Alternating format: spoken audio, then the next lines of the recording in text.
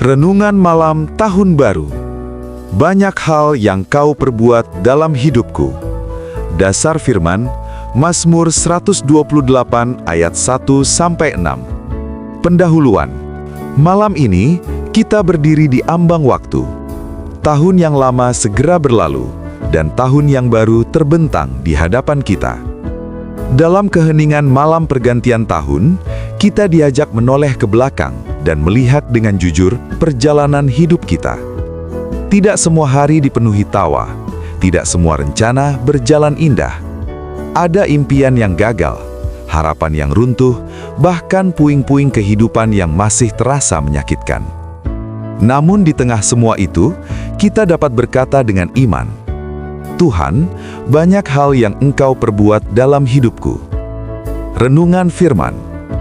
Mazmur 128 berbicara tentang orang yang takut akan Tuhan dan hidup menurut jalannya. Firman Tuhan tidak menjanjikan hidup tanpa pergumulan, tetapi menjanjikan penyertaan dan berkat yang nyata.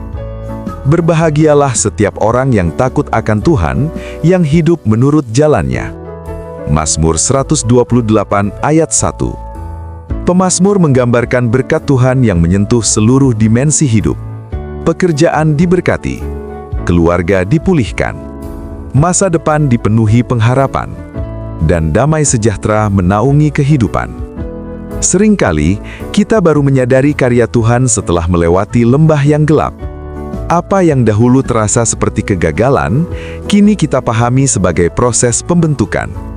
Apa yang hancur ternyata menjadi fondasi bagi kehidupan yang baru.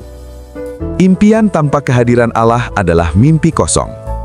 Banyak orang memasuki tahun baru dengan resolusi, target, dan impian besar.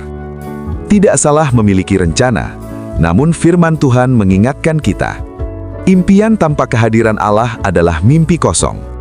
Tanpa Tuhan, kesuksesan menjadi hampa. Tanpa Tuhan, pencapaian kehilangan makna. Tanpa Tuhan, kita hanya membangun menara yang rapuh dan mudah runtuh. Mazmur 128 menegaskan bahwa berkat sejati lahir dari hidup yang berjalan bersama Tuhan, bukan dari ambisi manusia semata. Hidup baru dari puing-puing yang hancur. Tahun ini mungkin meninggalkan luka, kegagalan, dan kehancuran. Namun Tuhan tidak pernah kehabisan cara untuk memulihkan. Ia adalah Allah yang sanggup membangun kembali kehidupan kita dari puing-puing yang hancur.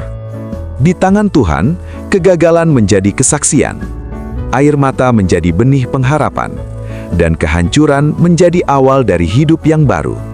Memasuki tahun yang baru bukan berarti kita membawa semua beban lama, tetapi menyerahkan semuanya kepada Tuhan dan berkata, "Bentuklah aku ya Tuhan sesuai kehendak-Mu." Penutup. Malam ini, marilah kita tidak hanya mengganti kalender, tetapi memperbaharui hati dan arah hidup. Biarlah tahun yang baru menjadi tahun di mana kita lebih takut akan Tuhan, lebih taat pada firman-Nya, dan lebih bersandar pada kasih setia-Nya. Dengan penuh syukur kita mengaku, Tuhan, banyak hal yang Engkau perbuat dalam hidupku. Dan dengan iman, kita melangkah ke depan. Percaya bahwa Tuhan yang menyertai kita di tahun ini juga akan setia menuntun kita di tahun yang akan datang. Amin.